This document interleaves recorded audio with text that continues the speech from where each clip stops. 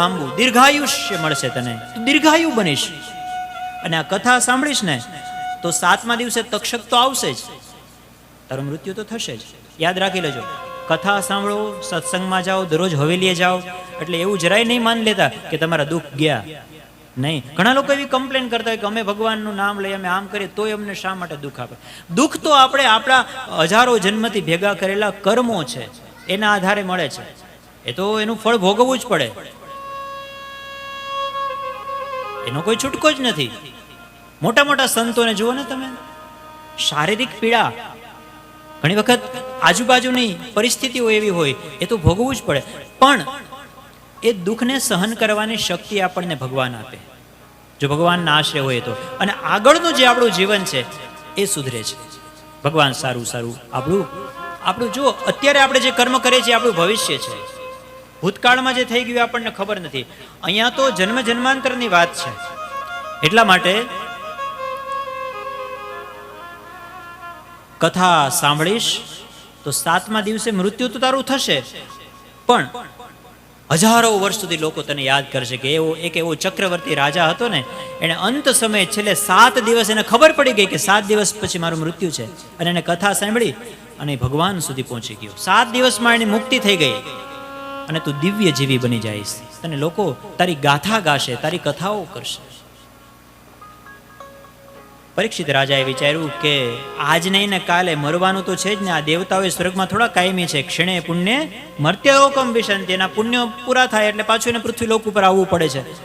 તો દીર્ઘજીવી બનવું, પથારીમાં પીડા પીડા 100 વર્ષ સુધી જીવન જીવવું, એના કરતા તો હાલતા ચાલતા ભગવાન આપણને લઈ લે. અને મારી સામે સાક્ષાત સુખદેવજી મહારાજ બિરાજિત હોય અને મને સાક્ષાત ભગવાનનું શ્રવણ કરાવતા હોય, આવું મૃત્યુ તો ક્યાંથી મળે? આ તો દુર્લભ કહેવાય. મહારાજ, મૃત્યુ તો એક દિવસ થવાનું જ છે, પણ આવું મૃત્યુ મને પાછું નહીં મળે, એટલા માટે મારે આ અમૃત નથી પીવું. અને પછી સુખદેવજી મહારાજે દેવતાઓને કહ્યું કે તમે તમારું અમૃત છે એ સ્વર્ગમાં લઈ જાઓ. આ કથા તો હું પરીક્ષિતને જ કહીશ. અભક્તાંસ્તાંશ વિજ્ઞાય ન દદો સકથામૃતમ, ન દદો સકથામૃતમ. છાના મના કથા સાંભળવા બેહી ગયા હોત તો સુખદેવજી ના નહોતા પાડવાના, પણ વિનિમય કરવાનો પ્રયાસ કર્યો કે આ અમૃતના બદલામાં અમને કથા આપો. કથાનું કોઈ મૂલ્ય થઈ શકે નહીં. કોઈને એમ હોય કે હું આટલા પૈસાથી કથા કરાવું, આટલા પૈસાથી હું કરી શકું, એ આપણો ભ્રમ હોય. સંપત્તિથી ભક્તિ સત્સંગ નથી મળતો. સત્સંગ મળે છે, કથાનું શ્રવણ કરવા મળે છે, એ માત્ર ને માત્ર ભગવાનની કૃપા થાય છે, ગુરુની કૃપા થાય છે, પૂર્વજોના આશીર્વાદ મળે છે, ત્યારે જ એ શક્ય બને છે, જે આજે તમને બધાને સૌભાગ્ય પ્રાપ્ત થયું છે. એટલા માટે આપણે સૌ આજે બળભાગી છીએ. દેવતાઓને પણ આ દુર્લભ છે. અભક્તાંસ્તાંશ વિજ્ઞાય ન દદૌ સકથામૃતમ. અને પછી તો 7 દિવસમાં પરીક્ષિત રાજાનો મોક્ષ થયો અને ચારે બાજુ સમાચાર ફેલાઈ ગયા. બ્રહ્મલોકમાં બ્રહ્માજીને પણ ખબર પડી કે ઓહો, 7 દિવસમાં મુક્તિ. આવો તો કેવો ઉપાય છે કે 7 દિવસમાં મુક્તિ થાય? બ્રહ્માજી બુદ્ધિના દેવ, બ્રહ્માજીએ ત્રાજવું લીધું અને એક ત્રાજવાના એક પલડામાં શ્રીમદ ભાગવત રાખ્યું અને બીજા ત્રાજવામાં વેદ, બીજા પુરાણો, ઉપનિષદો, બ્રહ્મસૂત્ર બધું રાખ્યું. પણ શ્રીમદ ભાગવતની તુલનામાં કોઈ શાસ્ત્ર નથી આવ્યું. એટલા માટે બ્રહ્માજીએ ડીમ ઘોષ કરતા કહ્યું છે કે ત્રણેય લોકની અંદર સર્વ સત્યલોકે તુલામ બધવા લઘુન્યન્યાની જાતાને ગૌરવેણ ઇદમ મહત.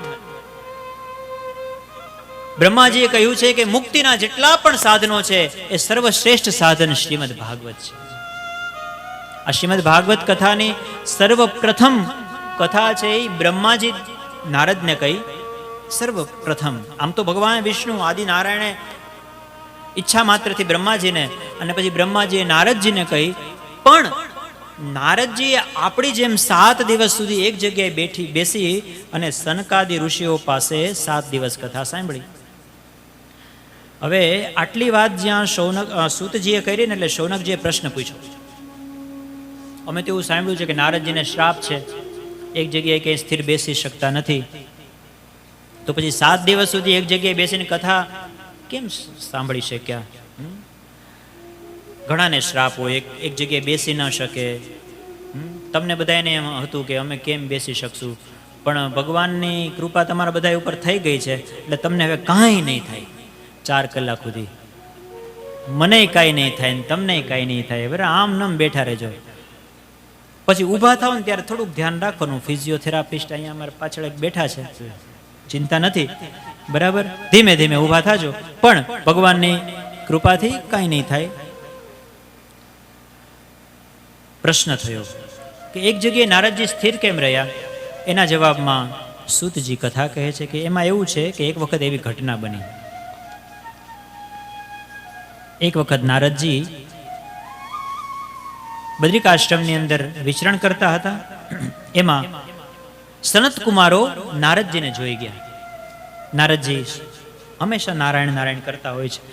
શ્રીમન નારાયણ નારાયણ નારાયણ, શ્રીમન નારાયણ નારાયણ નારાયણ, શ્રીમન નારાયણ નારાયણ નારાયણ, શ્રીમન નારાયણ નારાયણ નારાયણ, બદ્રી નારાયણ નારાયણ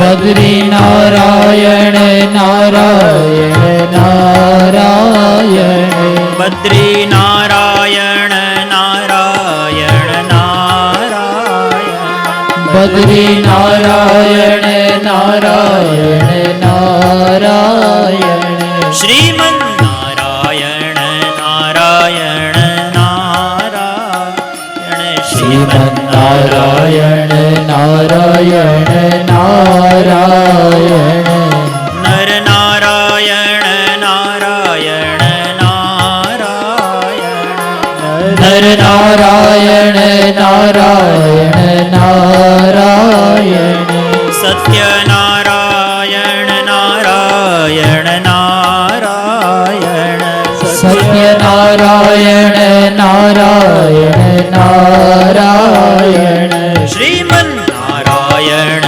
નારાયણ નારાયણ, શ્રીમન નારાયણ નારાયણ નારાયણ, શ્રીમન નારાયણ નારાયણ નારાયણ, શ્રીમન નારાયણ નારાયણ નારાયણ, નારાયણ નારાયણ. નારદજી હાથમાં કડતાલ છે, એક હાથમાં વીણા છે, ભગવાનનું નામ લેતા લેતા. અને એમાં સનત કુમારો જોઈ ગયા. પણ દરરોજ કરતા આજે નારદજી થોડાક અલગ દેખાય છે. મુખ ઉપર વિષાદના વાદળો દેખાય છે નારદજીના મુખ ઉપર. સનત કુમારો એ રોક્યા, અરે નારદજી પ્રણામ, ઉભા રહો ઉભા રહો. નારદજી જુગું, ઓહો સનત કુમારો દંડવત. જો બંને બ્રહ્માજીના માનસ પુત્રો છે, સનત કુમારો પણ બ્રહ્માજીના જ માનસ પુત્રો છે, નારદજી પણ બ્રહ્માજીના માનસ પુત્ર છે. સનત કુમારોએ કહ્યું છે કથમ બ્રહ્મન દીન મુખ કુતશ્ચિંતાતુરો ભવાન.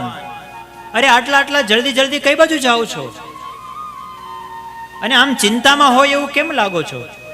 તમારે તો કઈ ઘર સંસાર છે નહીં, કોઈ શાકભાજી લેવા મોકલતું નથી, અને તોય આમ ટેન્શનમાં કેમ છો? જે લોકો શાકભાજી લેવા મોકલે ને બધા દાંત કાઢે છે. અતિ મોકલાય, એમાં કઈ વાંધો નહીં, મોકલાય મોકલાય. કામ તો કરવું જ પડે ને.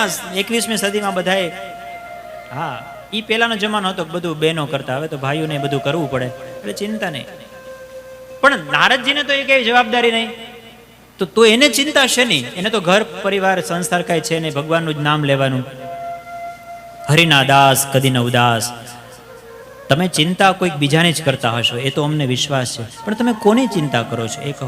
ત્યારે નારદજી કહે છે કે અહમ તું પૃથ્વી મ્યાતો, કે અરે સંત કુમારો સારું થયું તમે મને મળી ગયા. હું પૃથ્વી ઉપર ગયો હતો અને પૃથ્વીના અલગ અલગ તીર્થક્ષેત્રોનું મેં પર્યટન કર્યું. કઈ કઈ જગ્યાએ ગયો?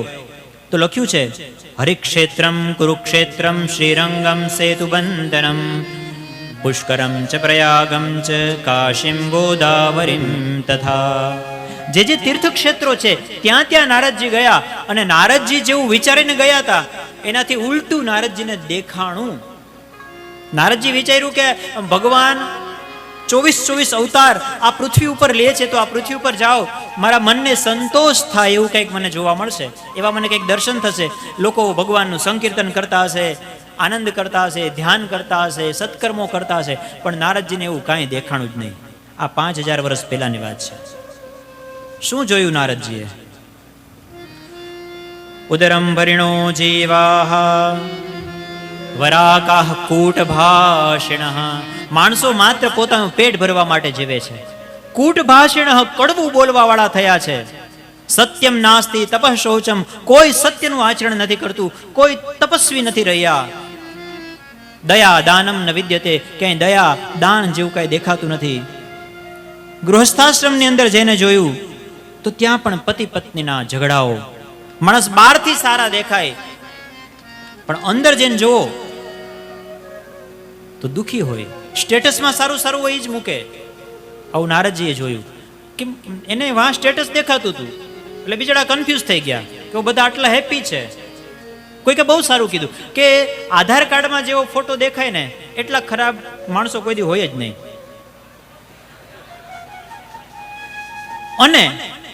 અને ડીપીમાં જેવા દેખાય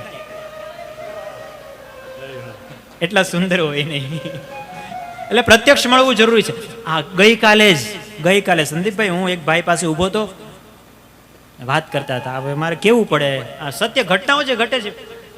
બિચારા મેં મધ્યસ્થી કરી હતી ક્યાંક, તો ઓલા ભાઈએ ફોન કર્યો કે હું જવાબ આવ્યો કે નહીં. સ્પીકર ફોન કરીને વાત કરતા હતા, હું સાંભળી ગયો. ઓલા ભાઈ પૂછતા હતા કે હું જવાબ આવ્યો કે નહીં. તો આ ભાઈ કહેતા હતા કે જવાબમાં તો એવું છે કે એની બહુ ઈચ્છા છે નહીં. એટલે કાં હું વાંધો આવ્યો? તો કે તમે જે ફોટો મોકલો તો ને, છોકરી રૂબરૂમાં એટલી દેખાવડી લાગતી નથી. રૂબરૂ મળ્યા છે પછી તમે ફોટો મોકલો તો એ અલગ હતો. એટલે આ ભાઈ પાછા સમજાવતા હતા કે નહીં, ઓલા ભાઈ એમ કીધું કે એ તો શું છે કે એ તૈયાર થાય ને તો એવી જ લાગે. આવી વાતો કરતા હતા. એ તો શું છે કે આમ પ્રસંગોમાં આવ્યા હોય તો મેકઅપ કરીને આવ્યા હોય, તૈયાર થઈને આવ્યા હોય, અને ક્યારેક આમ અચાનક તમે જોયા હોય તો નવરાત્રિમાં રમવા ગયા હોય ને રસ્તામાં વરસાદ આવી જાય તો શું થાય? મેકઅપ ધોવાઈ જાય. એટલે તમે એવું નહીં માનતા, તૈયાર થાય તો એવી જ લાગે છે. વાત હલાવો. પણ એ કીધું કે નહીં, એ લોકોની ઈચ્છા નહીં હોય એવું લાગ્યું, એટલે ના પાડી દીધી છે. આ હજી ગઈકાલની ઘટના હું સાંભળી ગયો કોઈકના ફોનમાં. એટલે મારો કઈ વાક નથી, કારણ કે મારી બાજુમાં ઊભા હતા, સ્પીકર લઈને વાત કરતા હતા. એટલે ડીપીમાં જેટલું હોય એટલું સારું નથી હોતું સ્ટેટસમાં. આજકાલ તો લોકો એકબીજાને જે વાતો કેવી હોય એ પણ સ્ટેટસમાં રાખીને કહે છે. હું તો મારી નણંદને મારે જે કેવું હોય ને મારું સ્ટેટસ મૂકી દઉં, જેવું કરો એવું ભરો. આઈનું આઈ છે આવું સ્ટેટસ મૂકે. દેર ને ઓલી જેઠાણી ને દેરાણી ને નણંદ ને બધાય. બોલો, હવે ઝઘડાઓ પણ ઓનલાઈન થઈ ગયા છે. ઓનલાઈન શોપિંગ ને બધું તો ઓનલાઈન છે, પણ આવા બધાય કઈ બોલવા. અને પાછું હા, આ બધું ગઈકાલે મને કેટલું બધું જ્ઞાન મળી ગયું. ગઈકાલે એક બીજી ઘટના ઘટી. તો એ કે જે મારું સ્ટેટસ ન જોવે ને એનું હું રિમૂવ કરી નાખું. બોલો, દુશ્મની સ્ટેટસ ન જોવે એટલે એના દુશ્મન થઈ જાય.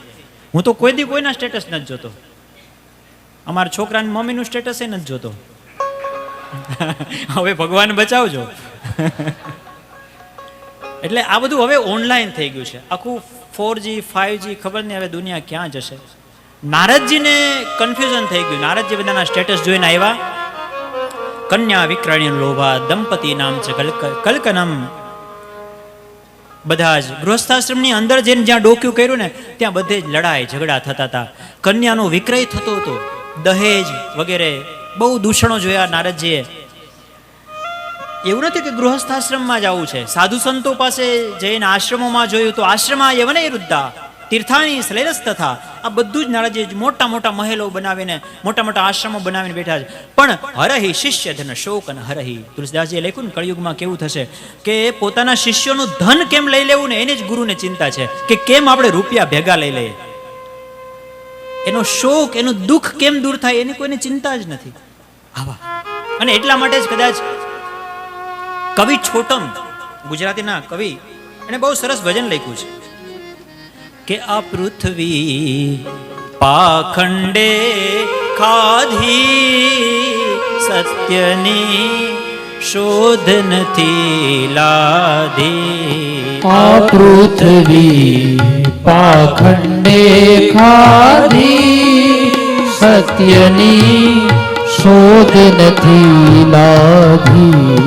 આ પૃથ્વી પાખંડે ખાધી, સત્યની શોધ નથી લાધી. આ પૃથ્વી ચારે બાજુ પાખંડ, પાખંડે ખાધી, સત્યની શોધ નથી લાવી. માણસ જેવો છે એવો દેખાતો જ નથી, જેવો નથી એવો દેખાય છે. મહાઅભિમાની મટે નહીં ને મનથી માને બહુ મોટો જ્ઞાની. ઓ મહાઅભિમાની મટે નહીં મનથી માને બહુ મોટો. એમ માને કે હું બહુ મોટો જ્ઞાની છું, હું તો બ્રહ્મ જ્ઞાની છું, પણ પોતે નાનામાં નાના ઈગોથી હર્ટ થઈ જાય. કોઈકનું નાનું અપમાન કરે તો એ સહન ન કરી શકતો હોય, પણ પોતાને જ્ઞાની માનતો હોય. મનથી માને હું બહુ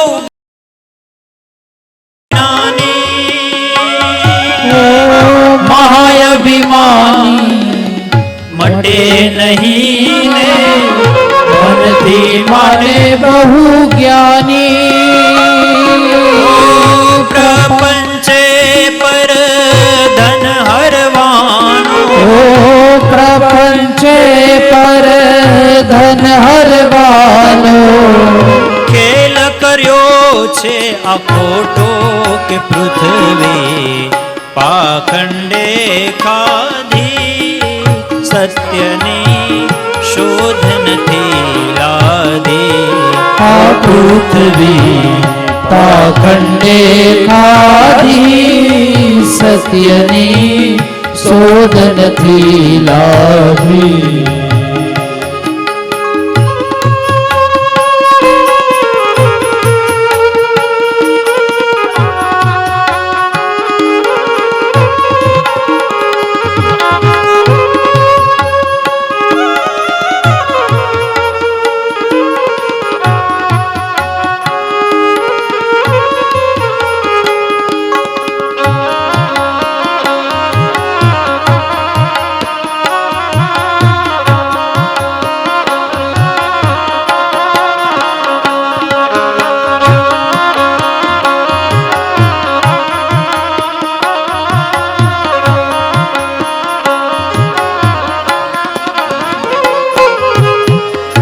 વેદ બ્રહ્મની વાત ન માને, ગુરુ બનીને ગાજે. વેદ શાસ્ત્રની વાત ન જાણે, ગુરુ બનીને ગાજે. ઓથે રહીને અનરથ કરતા, ઓથે રહીને અનર્થ કરતા. લંપટ જરીએ ન લાજે. આ પૃથ્વી પાખંડે ખાધી, સત્યની શોધ નથી લાગી. આ પૃથ્વી પાખંડે ખાધી, સત્યની શોધ નથી લાગી. સત્યની શોધ નથી લાગી. સત્યની શોધ નથી લાગી. પ્રભુનું નામ ધરીને કહે કે હું છું ઈશ્વર આપે, હું જ ભગવાનનો અવતાર છું. હવે ભગવાનનો કોઈ અવતાર નથી દેવાનો. આ દરેક યુગમાં આવા લોકો જન્મે છે, પછી મરી જાય છે. હું પોતે જ ભગવાન છું, મારી જ પૂજા કરો. જો દ્વાપર યુગમાં ભગવાન હતા ત્યારે પણ હતો. દંતવક્ત્ર આવા અસુરો હોય છે, એમ કહે કે હું જ ભગવાન છું.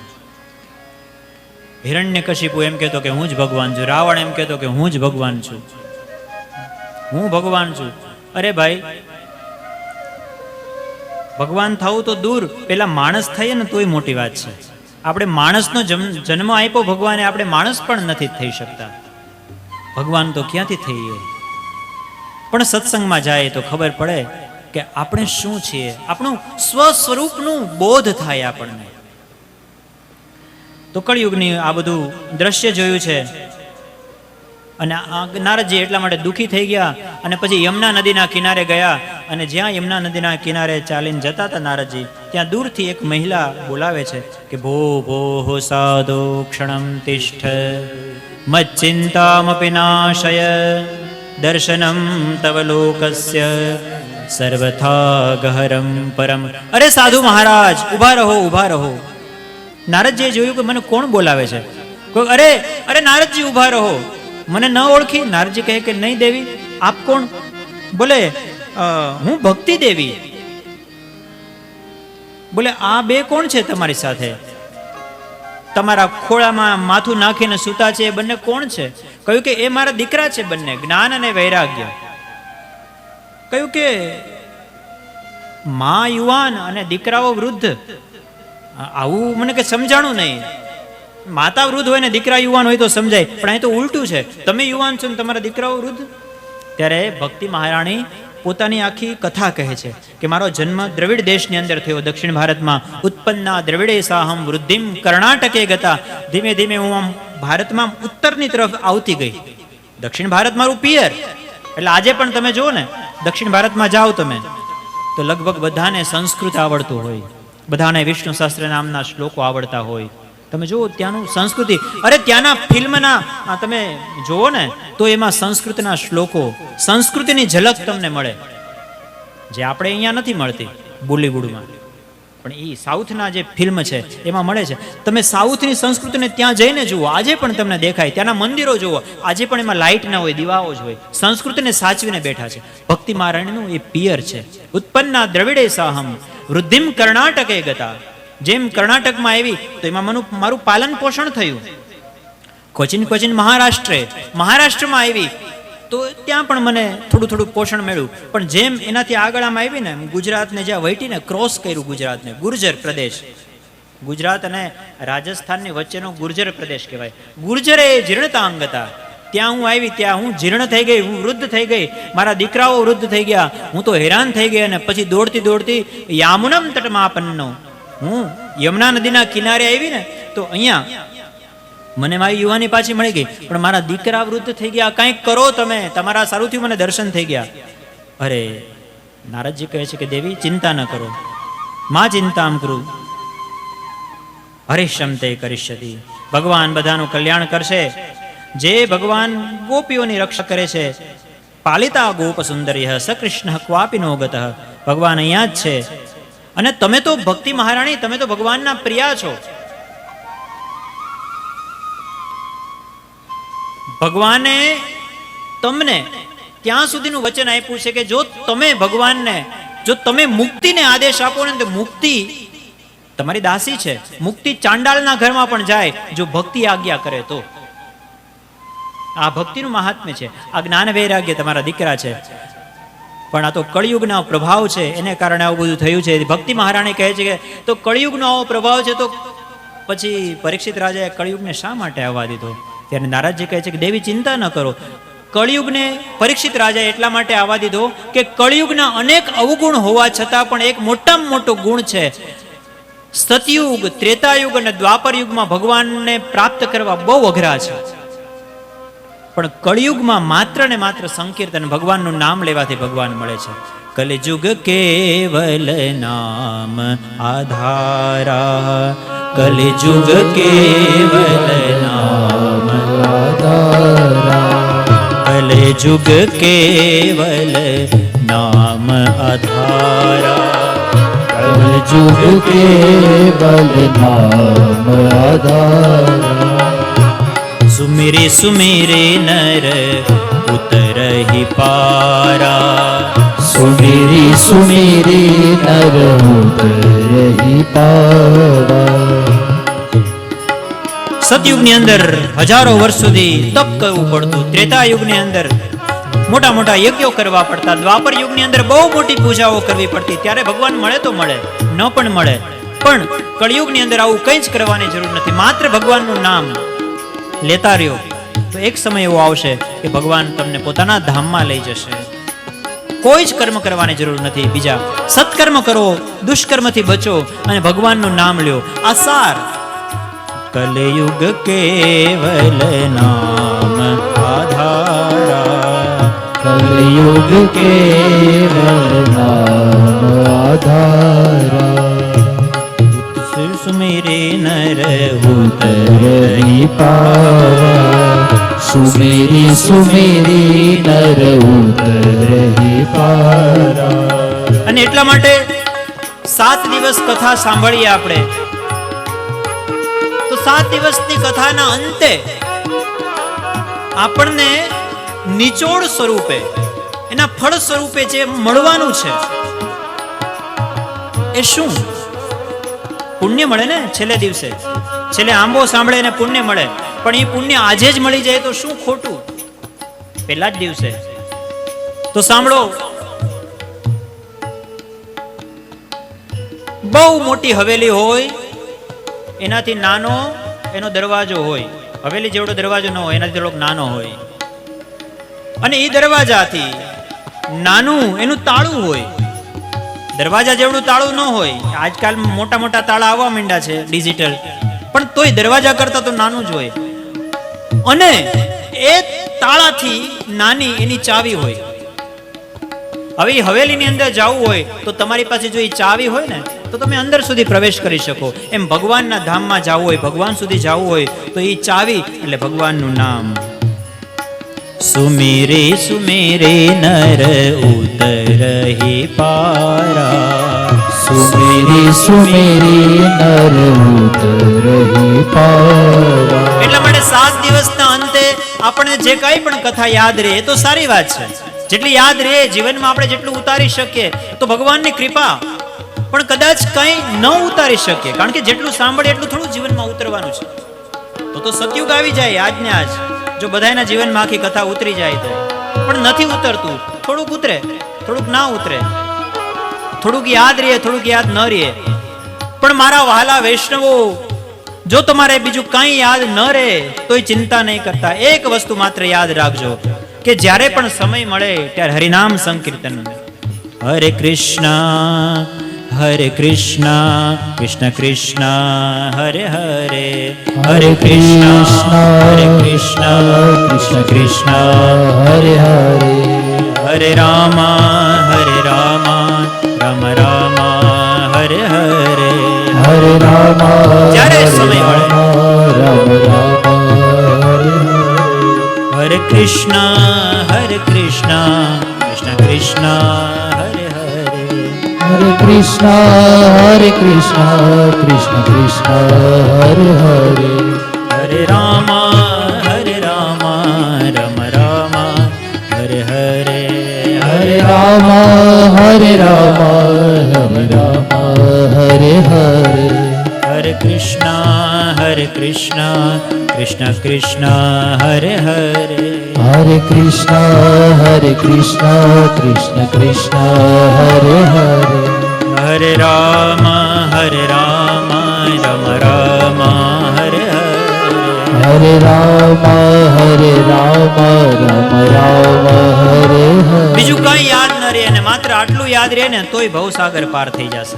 ચિંતા નહીં કરતા કે જ્યારે સમય મળે, રસોઈ બનાવતા બનાવતા સમય મળે તો પણ ભગવાનની કથા સાંભળવી, ભગવાનનું નામ લેવું. દુકાને બેઠા છીએ, કોઈ ગ્રાહકો નથી તો હરિનામ સંકીર્તન કરો, કથા સાંભળો, ભગવાનનું મનમાં ચિંતન કરો. બેરખો હાથમાં રાખી શકો તો સારું, અને ન રાખો તો એ કઈ વાંધો નહીં. મનમાં ચિંતન કરો ભગવાનનું. હરે કૃષ્ણ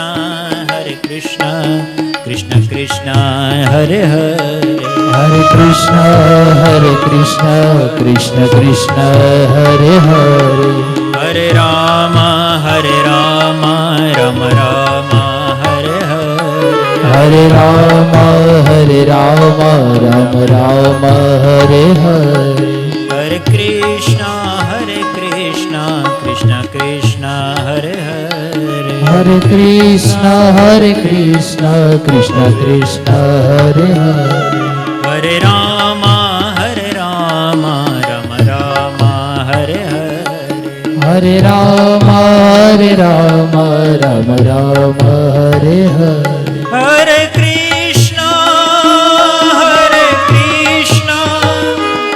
કૃષ્ણ કૃષ્ણ હરે હરે હરે કૃષ્ણ પ્રેમ और भाव से भगवान કૃષ્ણ કૃષ્ણ હરે હરે હરે રામ રામ રામ હરે હરે હરે રામ રામ રામ હરે હરે હરે કૃષ્ણ કૃષ્ણ કૃષ્ણ હરે હરે હરે કૃષ્ણ કૃષ્ણ કૃષ્ણ હરે હરે હરે રામ રામ રામ હરે હરે હરે રામ રામ રામ હરે હરે ભગવાનનું નામ છે, કથાનો સાર છે. જ્યારે પણ સમય મળે ત્યારે ભગવાનનું નામ લેવું, ભગવાનના નામનું સંકીર્તન કરવું. કળિયુગમાં ખાસ, કળિયુગમાં બીજું કોઈ જ સાધન જરૂરી નથી. માત્ર ને માત્ર હરિનામ સંકીર્તનથી બધું જ શક્ય છે. એના ઘણા બધા ઉદાહરણો છે શાસ્ત્રોમાં. ભક્તિ દેવી ચિંતા ન કરો. કળિયુગ છે ને, કળિયુગનો સૌથી આ મોટો ફાયદો છે. એટલા માટે પરીક્ષિત રાજાએ કળિયુગને આવવા દીધો છે. પણ તમે ચિંતા ન કરો, તમારા દીકરા જ્ઞાન અને વૈરાગ્યને માટે હું કંઈક કરું છું. આમ કહીને નારદજીએ વેદાંતનો પાઠ કર્યો છે, ગીતાનો પાઠ કર્યો છે. ગીતાનો વેદ પાઠ સાંભળી અને જ્ઞાન અને વૈરાગ્ય આળસ મરડી અને ઊભા તો થઈ ગયા. પછી જેવો ગીતા પાઠ પૂરો થયો, વેદ પાઠ પૂરો થયો, એટલે ફરી પાછા સૂઈ ગયા.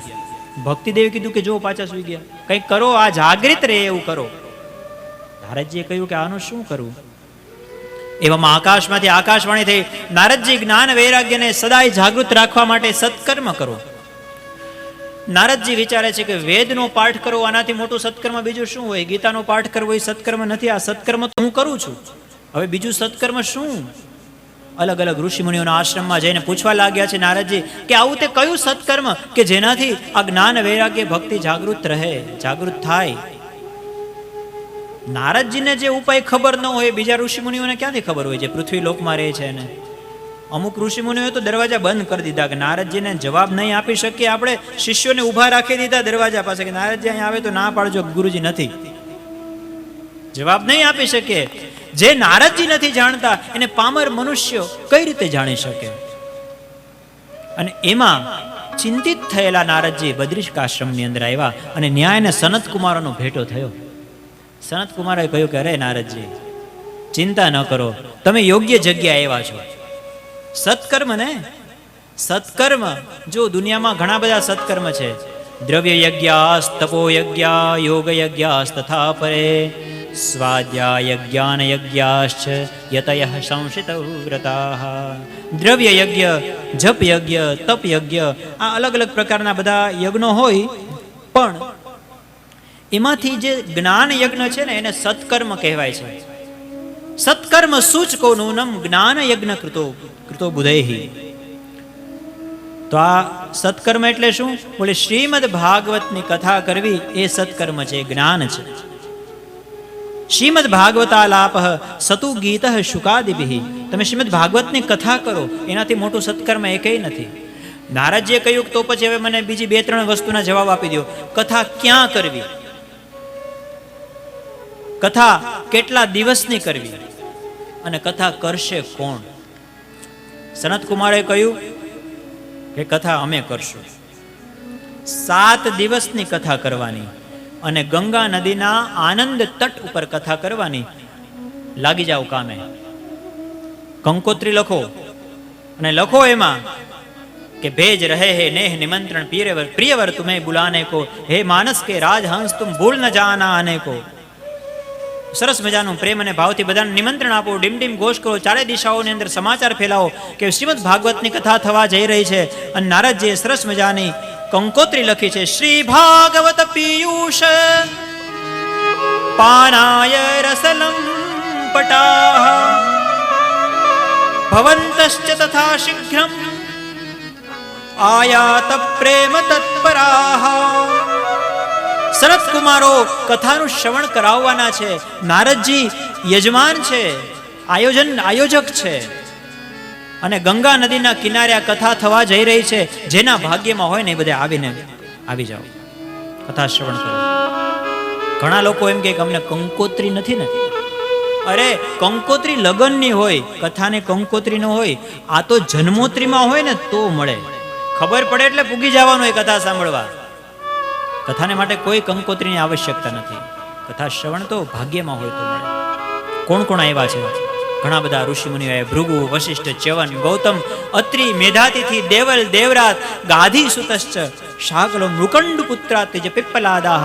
કેટલા બધા ઋષિમુનિઓ કથા શ્રવણ કરવા માટે. અરે આવો મોકો, આવો લાભ જીવનમાં પાછો આપણને નહીં મળે. 9 વર્ષ હોય ને હાવ નવરા હોય અને એકમથી પાંચમ હોય તો બધી દુકાનો બંધ હોય અને એમાં ભાગવતની કથા. ઓહો, કેવી પરિવારનો આભાર. પહોંચી જ જવાય. જેટલો લાભ લેવાય એટલો લઈ જ લેવાય. બધા દોડીને કથા સાંભળવા માટે આવ્યા છે. અને પછી કથાની શરૂઆત થઈ છે. સનત કુમારો કથા કહે છે. સદા સેવ્યા શ્રીમદ ભાગવતી કથા યસ્યાહ શ્રવણ માત્રેણ હરિશ્ચિત્તમ શ્રમાશ્રેત. કથા કેવી છે કે જેનું સદા સેવન કરવું જોઈએ, સદા સેવન કરવું જોઈએ. કથા એવી નથી કે એક વખત સાંભળીને પછી વાત પૂરી. નહીં, આનું સતત સેવન કરવું જરૂરી છે. જ્યારે પણ કથા શ્રવણની વાત આવી છે ત્યારે સદા સેવ્યા કરહુ સદા સત્સંગ, સદા સત્સંગ, સદા કથા. અરે કિમ શ્રુતે બહુભી શાસ્ત્રૈ. કદાચ તમે ગમે એટલા શાસ્ત્રો વાંચી લીધા હોય, વેદ વાંચ્યા, પુરાણ વાંચ્યા, ઉપનિષદ વાંચ્યા, પણ જ્યાં સુધી તમે શ્રીમદ ભાગવતની કથાનું શ્રવણ નથી કર્યું ત્યાં સુધી બધું વ્યર્થ છે. ગંગા, ગયા, કાશી, પુષ્કર, પ્રયાગ એ બધા એટલા પવિત્ર નથી કરતા જેટલા શ્રીમદ ભાગવતથી આપણે પવિત્ર થઈએ છીએ. શ્લોકાર્ધ શ્લોકપાદમ વા, જે એક શ્લોકનો દરરોજ પાઠ કરે, અરે અડધા શ્લોકનો પણ જો કોઈ પાઠ કરે ને તો પણ એને અશ્વમેધનું પુણ્ય મળે છે. એટલા માટે ભગવાન જેના ઉપર કૃપા કરે છે લોકો કથાનું શ્રવણ કરી શકે છે. આ કળિયુગની અંદર ઘણા બધા દોષ છે, એટલા માટે 7 દિવસની કથા સાંભળવી એવું લખ્યું છે. બાકી તો આ કથા તો અનંત છે.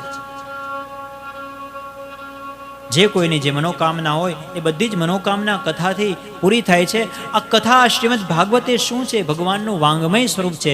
જ્યારે ભગવાન કૃષ્ણ પોતાની લીલાનું સંવરણ કરીને જ્યારે પોતાના ધામમાં જતા હતા ને ત્યારે ઉદ્ધવજીને ખબર પડી ગઈ. ઉદ્ધવજી ભગવાનના અંગત સખા કહ્યું કે ભગવાન તમે ન જાઓ, તમારા વગર તમારા વૈષ્ણવ આ પૃથ્વી ઉપર કેમ રહી શકશે તમારા વિયોગમાં. ત્યારે ભગવાને કહ્યું કે ઉદ્ધવ, હું જાઉં છું પણ હું મારું જે કંઈ પણ તેજ છે ને એ હું શ્રીમદ ભાગવતની અંદર પધરાવું છું. જે મારા વૈષ્ણવ આ ભાગવતનો આશ્રય કરશે એને હંમેશાને માટે હું એની સાથે જ છું. એટલા માટે મારા વૈષ્ણવને સંદેશો આપજો કે ભગવાન ભાગવતનું સાનિધ્ય સેવે. તેને એમ વાંગમય મૂર્તિ પ્રત્યક્ષા વર્તતે હરે. એટલા માટે આ ભગવાનનું વાંગમય સ્વરૂપ છે. આ સાક્ષાત શ્રીમદ ભાગવત એ ભગવાન જ છે, પ્રત્યક્ષ ભગવાન છે. એટલા માટે આ કોઈ ગ્રંથ નથી, આ ભગવાન છે. સવારની કથામાં મેં તમને સમજાવ્યું હતું કે આ ભગવાનનું વાણીમય સ્વરૂપ છે. એટલા માટે એની પ્રદક્ષિણા કરો છો તો એ ભગવાનની પ્રદક્ષિણા કરજો. એક ડગલે અશ્વમેધ યજ્ઞનું પુણ્ય મળે. સવારમાં વહેલા ઉઠી નાહી ધોઈને તમારે જેટલી પ્રદક્ષિણા કરવી હોય ને એટલે કરી શકો, જેવો તમારો સંકલ્પ હોય. 108 પ્રદક્ષિણા કરવી હોય તો છૂટ કરી લેવાની સવારમાં. ભાગવતજી અહીંયા જ છે 7 દિવસ સુધી. ભગવાનનો મંત્રનો જપ કરતા કરતા જે તમારો ઈષ્ટ મંત્ર હોય, જે તમારો ગુરુ મંત્ર હોય, ઓમ નમો ભગવતે વાસુદેવાય, શ્રી કૃષ્ણ શરણમ મમ, જે કોઈ પણ તમે મંત્રનો જપ કરતા એ જપ કરતા કરતા જેટલી પ્રદક્ષિણા થાય એટલી કરવી. નિષ્કામ ભાવે કરો તો બહુ સારું, અને સકામ ભાવે કરો તો પણ ભગવાન આપશે. જે તમારી મનોકામના હશે ભગવાન પૂરી કરશે. આમ સુંદર મજાની એ કથા થઈ રહી હતી. કથા શરૂ થઈ ગઈ ગંગા નદીના કિનારે, અને એવામાં દૂરથી એક સંઘ આવતો તો સંભળાયું. બધાએ જોયું કે આ કોણ સંઘ સંકીર્તન કરતા કરતા આવે છે. બધાએ આમ જોયું, ત્યાં તો આખો એક સંઘ આવી રહ્યો છે, સંકીર્તન કરે છે. શ્રી કૃષ્ણ ગોવિંદ હરે મુરારે, હે નાથ નારાયણ વાસુદેવ. ગૌ શ્રી કૃષ્ણ ગોવિંદ હરે મુરારે, હે નાથ નારાયણ વાસુદેવ. એવં નગાહ શ્રવણો રુધર મેં પ્રકાશમાને ઋષિભિઃ સભાયા. આશ્ચર્યમેકં સમભૂતદાનિં તદુચ્યતે સંશૃણુ શૌનકત્વં. શ્રી કૃષ્ણ ગોવિંદ હરે મુરારે, હે નાથ નારાયણ વાસુદેવ. બધાએ જોયું કે આ કોણ આવે છે, કોણ સત્સંગ કરતું કરતું આવી રહ્યું છે, નાચતું ગાતું. જોયું ત્યાં તો કોણ હતા? જે યમુના નદીના કિનારે, જેના માટે નારદજી આટલી મહેનત કરી, એ ભક્તિ દેવી, એના બંને દીકરા જ્ઞાન અને વૈરાગ્ય. માત્ર યુવાન થયા એટલું જ નહીં, સંકીર્તન કરતા કરતા, નાચતા નાચતા, ગાતા ગાતા આજે ગંગા નદીના કિનારા સુધી પહોંચી ગયા. ભક્તિ સુતો તો તરુણો ગૃહીત્વા, પ્રેમેક રૂપા સહસા વિરાસિત.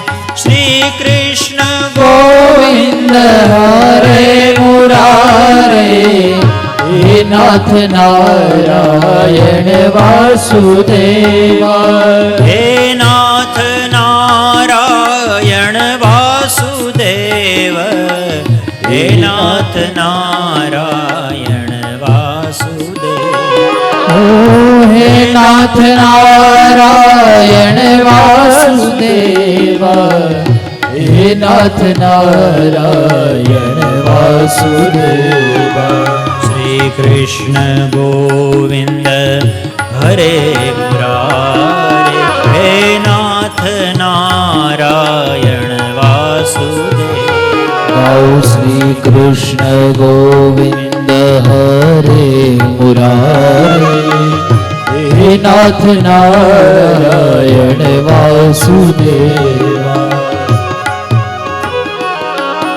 ગંગા નદીના કિનારે કથા શરૂ થાય પહેલા આપણે હરિનામ સંકીર્તન કરીએ 5 મિનિટ. અને તમારે પાણી પીવું હોય તો પી લ્યો, પછી ફરી પાછા કથાના પ્રવાહમાં આપણે વહેતા થઈશું. 5:30 થવા આવ્યા છે, પછી 7:30 સુધી પાછી કથા તો સતત ચાલુ જ છે. પણ જેને આમ એમ લાગતું હોય કે નહીં રેવાય એમ જ નથી, પણ હવે આ શાસ્ત્રીજી કથા થોડીક વાર આમ 5 મિનિટ આપે તો આમ ફટાફટ આમ જઈને ચા પીને આવી જાઓ, તો જેને મન હોય એને, આમ બધાને જવાનું નથી કહેતો હું. શ્રી કૃષ્ણ ગોવિંદ હરે મુરારે, હે નાથ. અમે અહીંયા સંકીર્તન કરીએ છીએ. વાસુદેવ ગાઈએ. શ્રી કૃષ્ણ ગોવિંદ હરે મુરારે, 5 મિનિટમાં પાછા નાથ નારાયણ વાસુદેવ. શ્રી કૃષ્ણ ગોવિંદ હરે મુરારે, હે નાથ નારાયણ વાસુદેવ. શ્રી કૃષ્ણ ગોવિંદ હરે મુરારે, હે નાથ નારાયણ વાસુદેવ. હે નાથ નારાયણ વાસુદેવ, હે નાથ નારાયણ વાસુદેવા હે નાથ નારાયણ વાસુદેવા હે નાથ નારાયણ વાસુદેવા ગાઓ હે નાથ નારાયણ વાસુદેવા હે નાથ નારાયણ વાસુદેવા નાથ નારાયણ વાસુદેવા હે નાથ નારાયણ વાસુદેવા શ્રી દ્વારિકાધીશ કી જય જય શ્રી કૃષ્ણ કથા જય શ્રી કૃષ્ણ કથા જય શ્રી કૃષ્ણ કથા જય શ્રી કૃષ્ણ કથા જય શ્રી કૃષ્ણ કથા જય શ્રી કૃષ્ણ કથા જય શ્રી કૃષ્ણ કથા જય શ્રી કૃષ્ણ કથા જય શ્રી કૃષ્ણ કથા જય શ્રી કૃષ્ણ કથા જય શ્રી કૃષ્ણ કથા જય શ્રી કૃષ્ણ કથા इसे श्रवण कर मिट जाती है इसे श्रवण कर मिट जाती है इसे श्रवण कर मिट जाती है इसे श्रवण कर मिट जाती है जन्म जन्म की व्यथा जय श्री कृष्ण कथा जय श्री कृष्ण कथा जय श्री कृष्ण कथा जय श्री कृष्ण कथा जय श्री कृष्ण कथा जय श्री कृष्ण कथा जय श्री कृष्ण कथा जय श्री कृष्ण कथा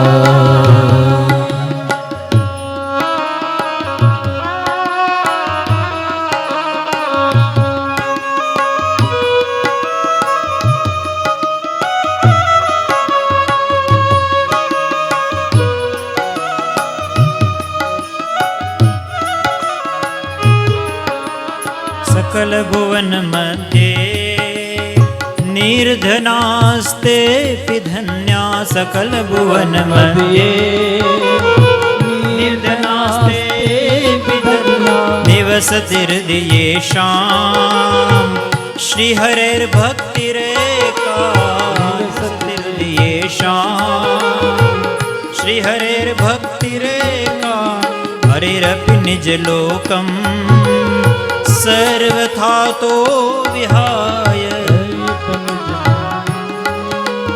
सर्वथा तो विहाय प्रविशति रुदितेषां भक्तिसूत्रोपनतः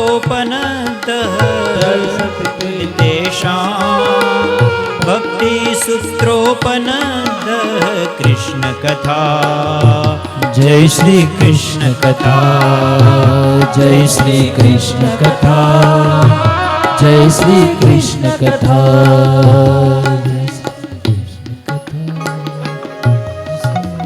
सूत उवाच अथ वैष्णवचित्तेषु दृष्ट्वा भक्तिम् अलौकिकीं निजलोकं परित्यज्य भगवान् भक्तवत्सलः वनमाली घनश्यामः पीतवासा मनोहरः काञ्चीकलापरुचिलोल्लसन्मुकुटकुण्डलः શ્રીમદ ભાગવતની કથા થઈ રહી હતી ત્યાં ભક્તિ જ્ઞાન વૈરાગ્ય ભગવાનના પરમ ભક્તો ઉદ્ધવજી ધ્રુવ પ્રહલાદ આદિ બધા જ સંકીર્તન કરતા કરતા ત્યાં પધાર્યા છે. યત્ર ભાગવતી વાર્તા તત્ર ભક્ત્યાદિકમ વ્રજે. જ્યાં ભગવાનની કથા થાય છે ત્યાં ભક્તિ આદિ બધા જ ભગવાનના અનુચરો જેટલા છે બધા આવી જ જાય છે. એને કે ન સ્વરૂપેણ એ હોય જ એ આપણી વચ્ચે. યત્ર ભાગવતી વાર્તા તત્ર ત્યાં કથા હતી ત્યાં આવ્યા હતા એમ નહીં. એમ લખ્યું છે કે યત્ર ભાગવતી વાર્તા, જ્યાં ભાગવતની કથા હોય છે ત્યાં ભક્ત્યાદિકમ વ્રજે, ભક્તિ આદિ બધા જાય છે.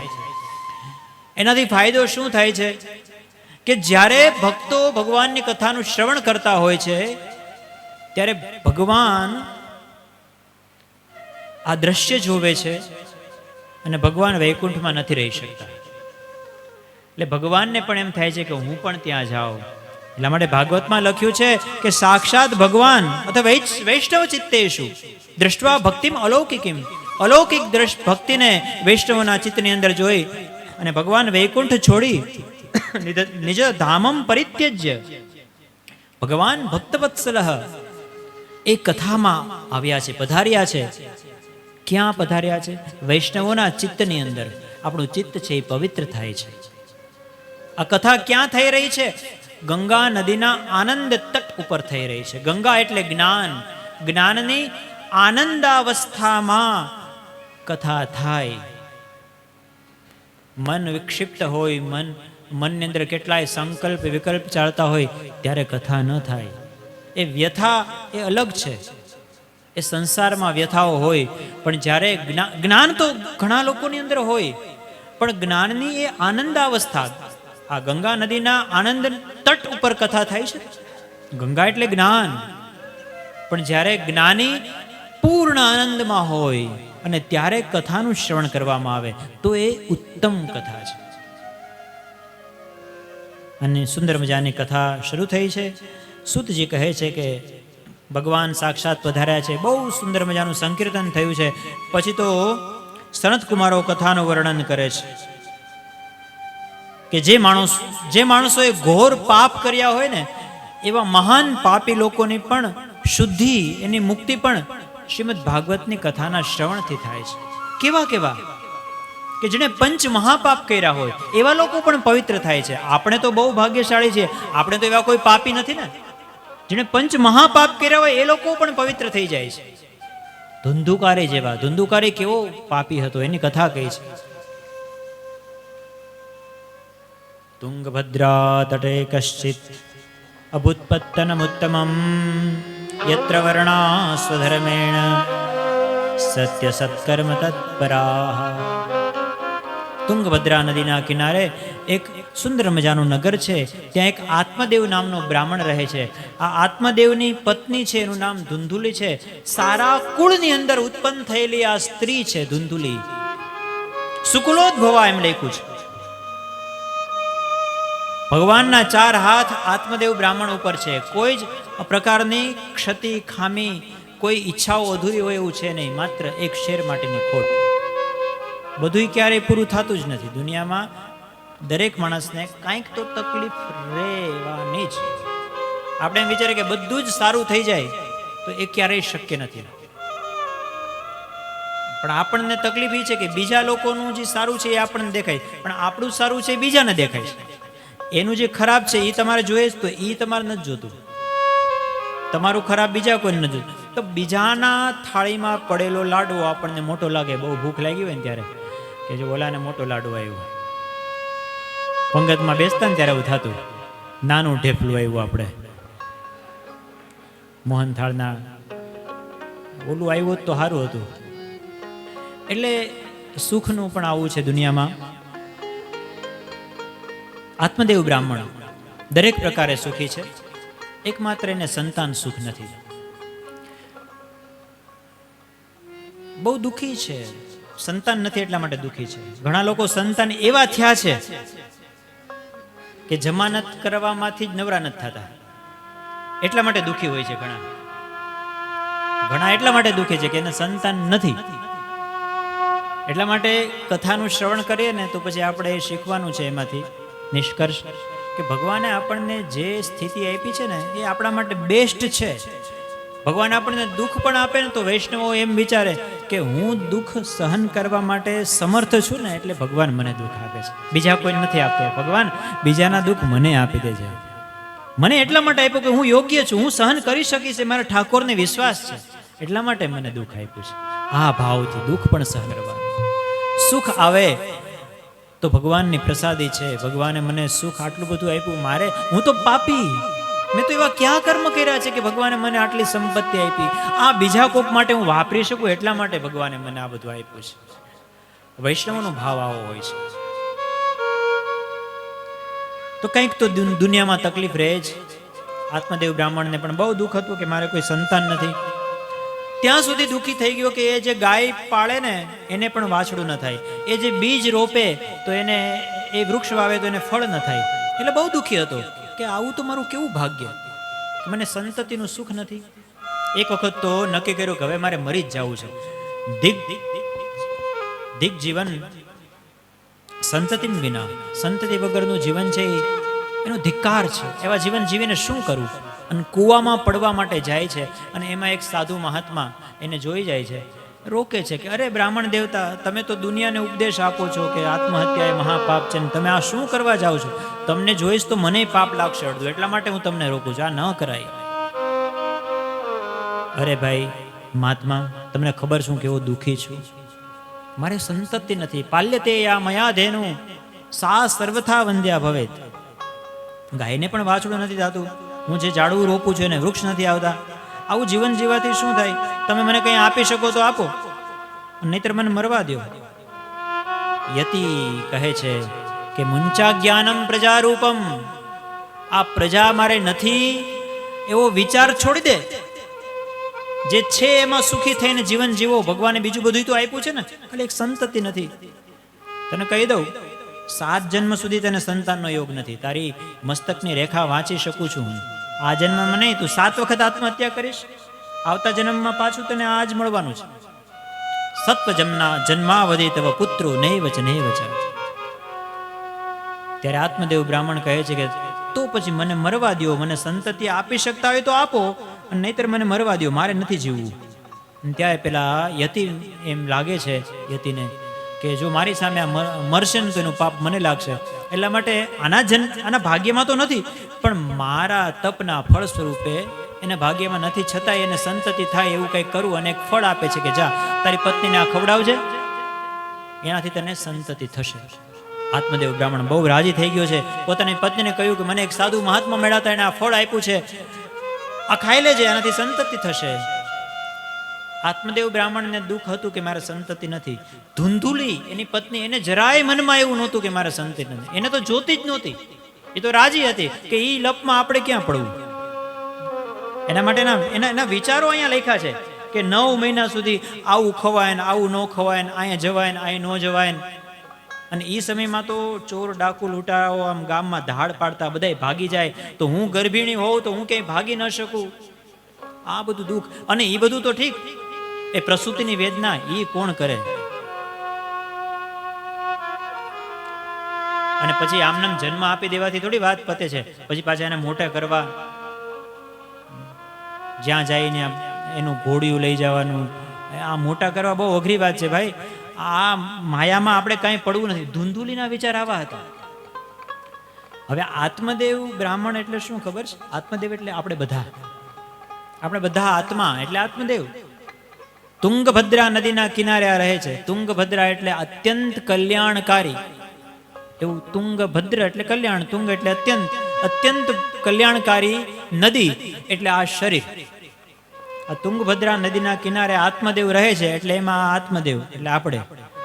અને આપણને દુઃખ છે કે મારે સંતતિ નથી. હવે સંતતિ એટલે શું?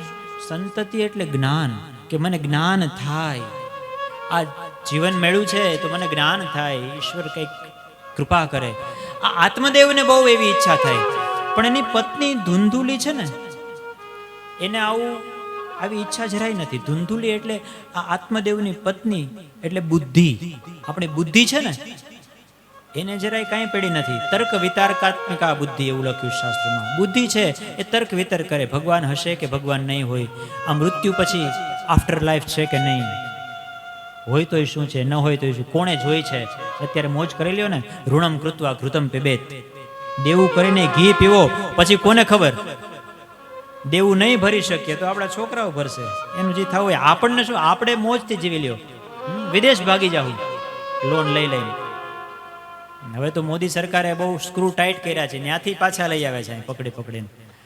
એટલે પણ આવી વિચારધારાવાળા એવા લોકો જે હોય એની વાત છે. એટલે ધુંધુલી એટલે બુદ્ધિ. બુદ્ધિ આપણી પત્ની છે, એને જ્ઞાન સાથે કાંઈ લેવા દેવા નથી. જો બુદ્ધિ છે ને એ આપણને ધર્મના રસ્તે નથી જવા દેતી. બુદ્ધિને એવું કાંઈ ગમતું નથી. બુદ્ધિને ખાલી સુખ કેમાંથી મળે છે જોવે.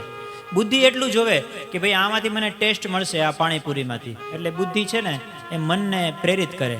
મન સીધું રેકડીએ જઈને ઊભું રહી જાય પાણીપુરી વાળાને. એ પાણીપુરી વાળો કેમ બનાવે છે એ બુદ્ધિ બહુ વિચારે નહીં, એને સાઈડમાં રાખી દે. એ જેમ બનાવે આપણને મજા આવે છે બસ ખાઓ. આ બુદ્ધિનું કામ છે. બુદ્ધિ જ આપણને ખોટા માર્ગે ભ્રમિત કરે છે. બુદ્ધિ આપણને જ્ઞાન નથી દેવા દેતી. કારણ કે બુદ્ધિ છે ને એ શુદ્ધ થવી જોઈએ. બુદ્ધિ શુદ્ધ થાય તો શુદ્ધ વિચારો આવે, અને તો એ મન. આમ તો મન છે એ ઉપર છે, મન પછી બુદ્ધિ પછી ચિત્ત અને અહંકાર, બરાબર. પણ આ બધું ઉપક્રમ બધો ઊંધો થઈ જાય છે. ધુંધુલીને કાંઈ ફરક નથી પડતો. ધુંધુલીએ ફળ દઈ તો લીધું, પછી ખાધું નહીં. એની બેન આવી હતી વેકેશનમાં દિવાળી કરવા. માસીને છોકરાઓ માસી બધા રમતા હતા. હે તારા જીજાજી આ ફળ લઈ આવ્યા છે, મારે શું કરવું? અને ખાવાથી ગર્ભ રહેશે એવું કીધું છે, અને મારે આ કાંઈ ઝંઝટમાં પડવું નથી. એની બેને એને રસ્તો બતાવ્યો. તું એક કામ કર, આ ફળનું ખરેખર અસર થાય કે નહીં આપણે ટેસ્ટિંગ તો કરીએ. બોલે કેમ ટેસ્ટિંગ કરવું? ટેસ્ટિંગ થોડું કરાય. પછી શું કરવું? મારે આ ઝંઝટમાં નથી પડવું. બોલે આ ગાયને ખવડાવી દે. ગાય નહીં, તમારે તો ગાય પાડો એને વાછડું નથી થતું ને, ખવડાવી દો. જો એને વાછડાનો જન્મ થાય તો માનવાનું કે આ ફળની અંદર કંઈક હતું, બરાબર, ટેસ્ટિંગ થઈ જાય. બોલ પછી મારે તારા જીજાજીને હું જવાબ આપું? એક કામ કર, તમારી ઉપર ભગવાનના 4 હાથ છે. ભગવાને બહુ ખાવા પીવાનું બધું સારું આપ્યું છે, મકાન ધંધો ને બધું બહુ સારું છે. ખાવાવાળું કોઈ નથી. અને અમારે ખાવાવાળા ઘણાય છે. આ 2 આંગળીમાં એક પેકડા છે. હજી મારે સારા દિવસો છે. એટલે અમારે ભગવાનની દયા છે. અમારે ખાવાવાળા એટલા છે, પણ અમારે ખાવાનું કાંઈ ધંધો નથી. તારા બનાવી કાંઈ કરતા નથી. તો એક કામ કર, મને થોડાક રૂપિયા આપી દે ને, તો આ જે સંતાન મારો જે જન્મ થવાનું છે ને એ હું તને આપી દઈશ. અને તારા જીજાજીને ખબર ન પડે એવો તારે શ્વાંગ રચવાનો ત્યાં સુધી કે હા અમારે સારા દિવસો છે ને એવું નાટક કરવાનું. અને કોઈને ખબર ન પડે મારો દીકરો હું તને આપી દઈશ. અને આવું કર્યું. 2 બહેનોએ ભેગું થઈને આવો પ્લાન બનાવ્યો. પછી તો થોડો સમય ગયો અને ધુંધુલીની બહેન હતી, એના ઘરે જે દીકરાનો જન્મ થયો એને ધુંધુલીને આપ્યો. ધુંધુલીએ કહ્યું કે પોતાના પતિદેવને કહ્યું કે ભગવાને આપણી સામું જોયું, આપણે દીકરો થયો છે. ધુંધુલીનો દીકરો એટલે એનું નામ પાડ્યું ધુંધુકારી. આત્મદેવ બ્રાહ્મણ તો બહુ રાજી થઈ ગયા છે કે ભગવાને મારે સામું જોયું, મને સંતતિ આપી, બહુ દાન પુણ્ય કર્યું છે. ત્યાં થોડાક મહિના ગયા ને ત્યાં બીજા એક સારા સમાચાર મળ્યા કે તમારી ગાયને ત્યાં પણ દીકરાનો જન્મ થયો. ગાયને વાછડું નહીં, ગાયના દીકરાનો જન્મ થયો. ખાલી એના કાન છે ને એ ગાય જેવા હતા. એટલા માટે ગોકર્ણમ નામ ચા કરો. ગોકર્ણ મહારાજનો જન્મ થયો. બોલે ગોકર્ણ મહારાજ કી જય. ધીમે ધીમે દિવસો જતા ગયા છે. ગોકર્ણસ્તુ મહાજ્ઞાની ધુંધુકારી મહાખરઃ. ગોકર્ણ છે મહાજ્ઞાની થયા છે, કારણ કે એ તો ઋષિના તપનું ફળ સ્વરૂપે ગાયના પેટે જન્મા છે, મહાન જ્ઞાની થયા છે. અને ધુંધુકારી મહાખલહ, બહુ દુષ્ટ થયો છે. જેટલી સંપત્તિ હતી ને માતા પિતાએ ભેગી કરેલી એ બધી જ ખર્ચી નાખી ખોટા રસ્તે. માતા પિતાને મારવાનું શરૂ કર્યું. એને મા બાપને મારતો હતો. ક્યાં રહો, નહીતર તમારા હાડકા હાજા નહીં રહેવા દો. જેટલા પૈસા હતા બધા વાપરી નાખ્યા છે. આ તે દિવસે આજે આત્મદેવને ઓલા સંતના શબ્દો યાદ આવ્યા કે ભગવાને જે આપ્યું છે એમાં સુખી રહ્યો. તમારા ભાગ્યમાં નથી અને પરાણે ભેગું કરવું, પરાણે જોતું છે, એની જીદ પકડવી, અને પછી તમને મળશે ને તો એ પછી તમને સમજાશે. અને એટલા માટે કથા શ્રવણ જ્યારે કરીએ ને ત્યારે આખી કથા સમજાઈ જાય જરૂરી નથી. સમય આવશે ત્યારે સમજાશે. અમુક પરિસ્થિતિ આવશે ત્યારે તમને આ કથા મેમરીમાંથી રિકોલ થશે કે કથામાં આપણે આવું સાંભળ્યું હતું. ભગવાનની જે ઈચ્છા હોય એવું થાય. ભગવાને આપણને જે પરિસ્થિતિમાં રાખ્યા છે, તેરે ફૂલો સે ભી પ્યાર, तेरे कांटों से भी प्यार, जो भी देना चाहे दे दे भगवान दुनिया के तारणहार. भगवान जे हरि करशे ए मम हितनु, ए भरोસો જાય નહીં. હું છું હરિનો, હરિ મમ રક્ષક, એ નિશ્ચય બદલાય નહીં. ભગવાન જે આપણને સ્થિતિ આપે. આજે આત્મદેવ બ્રાહ્મણ બહુ દુઃખી થયો છે. આના કરતા તો સંતતિ નહોતી ને એ સારું હતું. દુઃખી થયા ત્યારે ગોકર્ણ મહારાજ એની બાજુમાં આવી અને સમજાવે છે. અહીંયા ગોકર્ણ ગીતાનું વર્ણન છે. દીકરો છે, પોતાના પિતાને સમજાવે છે કે પિતાજી,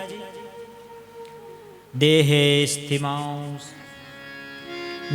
સ્થિમાંશ રુધિરેભિમદિત્યજં ત્વં જાયા સુતાદિષુ સદા મમતાં વિમુંચ પશ્યાનિશં જગદિદં ક્ષણભક્તિનિષ્ઠઃ વૈરાગ્યરાગ ભવ રસિકો ભવ ભક્તિનિષ્ઠઃ ધર્મં ભજસ્વ સતतं ત્યજ લોકધર્માન સેવસ્વ સાધુ પુરુષાન જહિ કામતૃષ્ણાં અન્યસ્ય દોષ ગુણ ચિંતનમાશ મુક્ત્વા સેવા કથા રસમોહો નિતરાં પિબત્વં.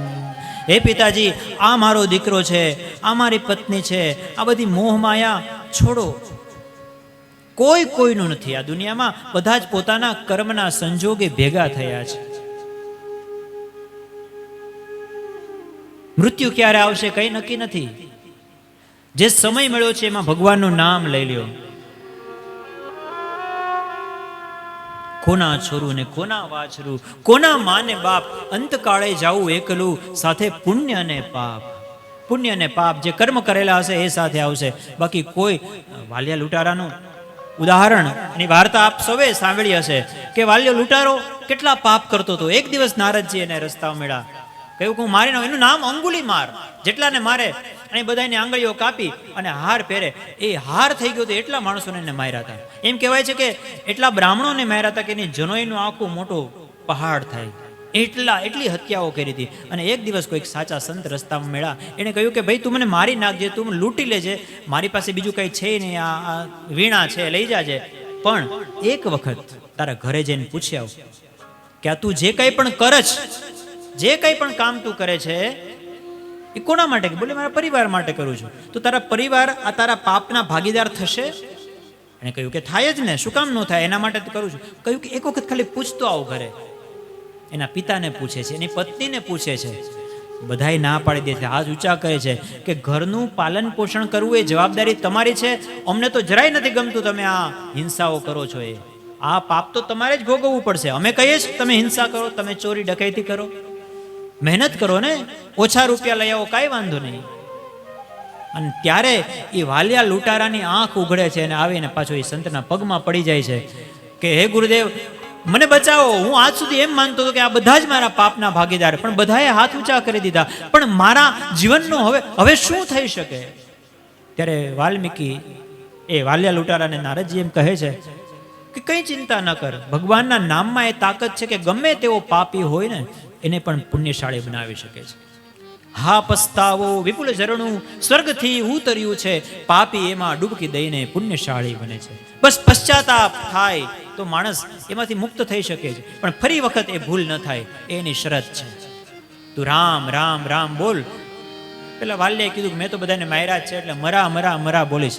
નારદજી વિચાર્યું કે આમ તો નજીકનો જ શબ્દ છે, મ રા મ, કાંઈ વાંધો નહીં, મરા મરા બોલજે. ભગવાન સમજી લેજે કે તું એને યાદ કરે છે. રામ રામ રામ રામ રામ રામ રામ રામ. હું જ્યાં સુધી પાછો ન આવું ત્યાં સુધી રામ રામ બોલે રાખ અહીંયા બેસીને. અને પછી તો ધૂન લાગી ગઈ. ચમકારો ક્યારે થાય? એક તણખલું કાફી છે આગ લાગવા માટે. આગ કભી ભી લગ સકતી હૈ. ઘટના ક્યારે પણ ઘટી શકે છે. એ વાલિયા લૂંટારાને આગ લાગી ગઈ અને પછી બેસી ગયો. અને કહેવાય છે કે શરીરમાં રાફડો થઈ ગયો. અને 12 વર્ષ પછી પાછા આવ્યા. તેથી રામ રામ રામ એવો શબ્દ સંભળાતો હતો રાફડાની અંદરથી. અને તેથી નારદજીએ કીધું કે હે ઋષિ, હે વાલ્મીકી, આ વાલ્મીક એટલે રાફડો, આ વાલ્મીકી ઋષિ ઉઠો, હું તમારો ગુરુ તમારી સામે છું, ઊભો છું. અને તેથી વાલ્મીકી ઋષિ બને છે. અને પછી એ જ વાલ્મીકી આખી રામાયણ લખે છે.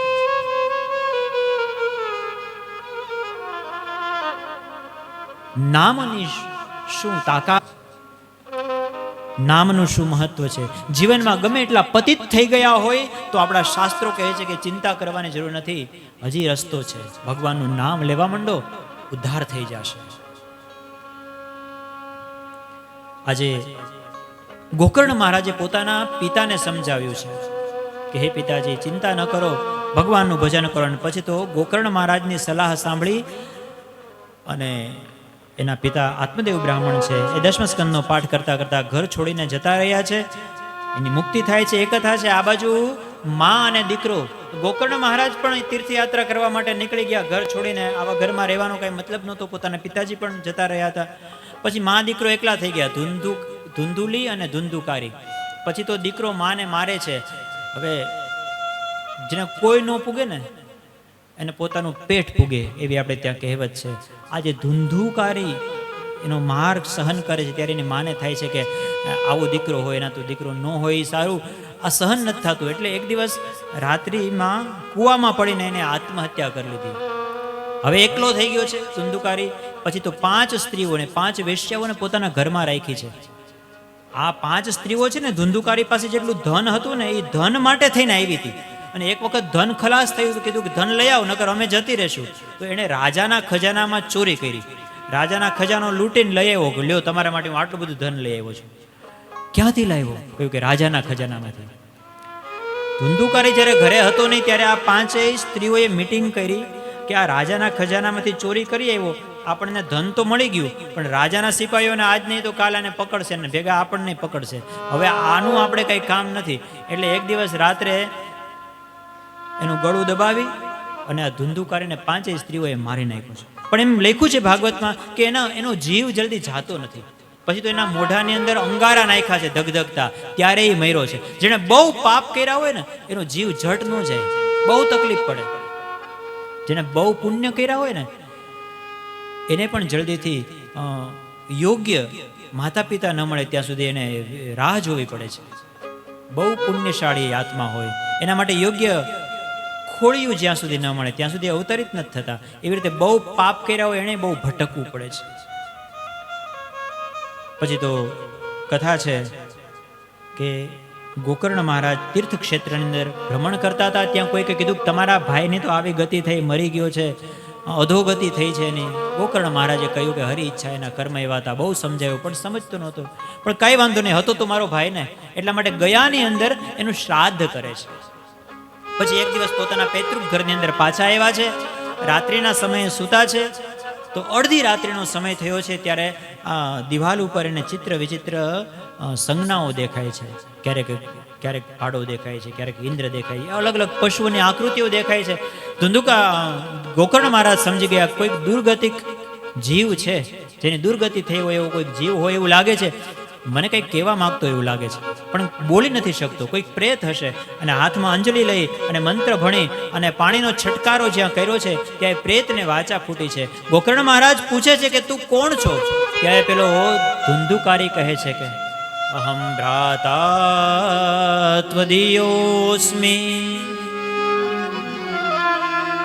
ધુંધુકારીતિ નામતઃ સ્વકીયેનેવ દોષેણ બ્રહ્મત્વં નાશિતં મયા બ્રહ્મત્વં નાશિતં મયા. હું તમારો ભાઈ ધુંધુકારી, મેં એવા પાપ કર્યા કે મેં મારું બ્રાહ્મણત્વ નષ્ટ કર્યું અને આજે હું પ્રેત યોનિમાં છું. હે ભાઈ, મારો ઉદ્ધાર કરો, મારી મુક્તિ મળે એવું કંઈક કરો. ગોકર્ણ મહારાજ કહે કે તારા માટે તો મેં ગયામાં શ્રાદ્ધ કર્યું. અરે ભાઈ, ગયામાં 1 વાર નહીં 100 વાર શ્રાદ્ધ કરશો તો પણ મારી મુક્તિ નહીં થાય. મેં એવા પાપ કર્યા છે. ગયા શ્રાદ્ધ શતેના આપે મુક્તિર્ને મેન ભવિષ્યતિ. તમે કંઈક બીજું ઉપાય વિચારો. સવારનો સમય થયો છે. ગોકર્ણ મહારાજે ભગવાન સૂર્યનારાયણને અર્ઘ્ય આપ્યો છે. તુભ્યમ નમો જગત સાક્ષિન બ્રૂહિ મે મુક્તિ હેતુકમ. તુભ્યમ નમો જગત સાક્ષિન બ્રૂહિ મે મુક્તિ હેતુકમ.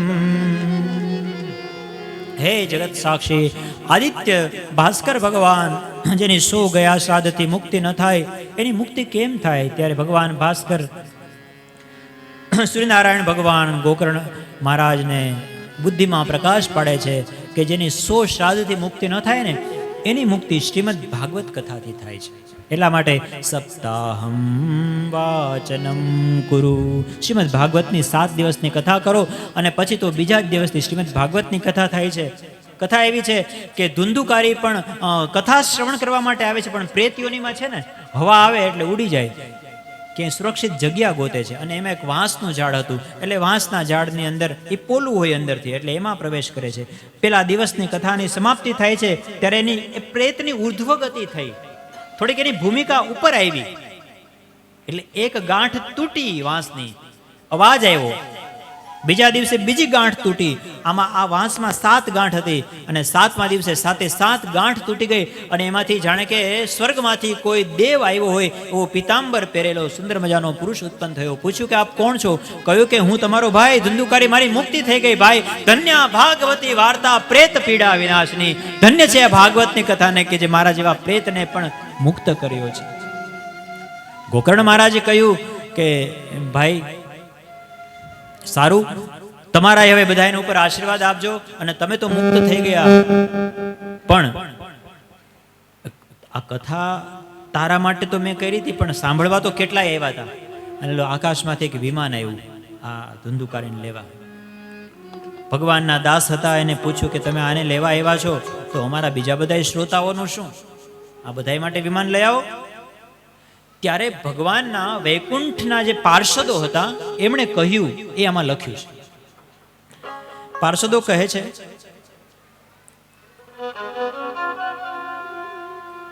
શ્રવણસ્ય વિભેદેન ફલભેદોત્ર સંસ્થિતઃ,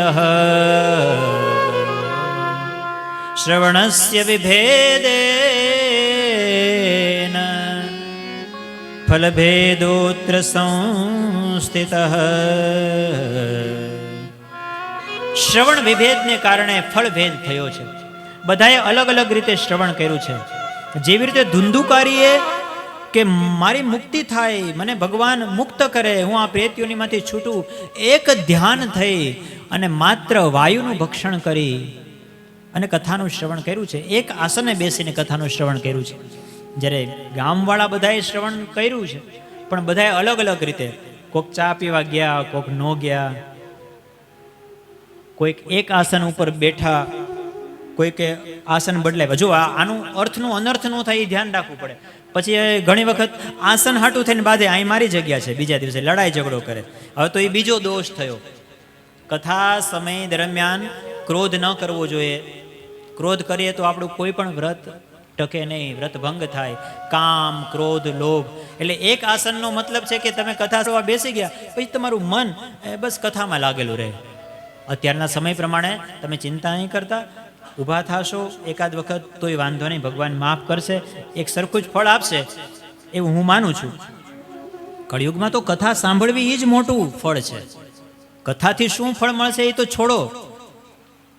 આની પહેલા આવું સૌભાગ્ય આપણને રેર ક્યારેક જ કદાચ કોઈ ભાગ્યશાળી લોકોને પ્રાપ્ત થયું હશે, બાકી કાંઈ ચિંતા નહીં, ઘરે રસોઈ નહીં બનાવવાની. બોલો.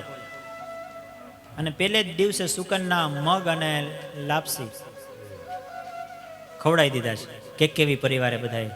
પછી તો દરરોજ મેનુ અલગ અલગ હશે ને, ભજીયા અને બધું બનાવજો. હરે હરે બોલીએ શ્રી ગિરિરાજ ધરણ કી જય. બસ આનંદ કરવાનો છે, મોજમાં રહેવાનું છે. મોજમાં રહેવું, મોજમાં રહેવું રે.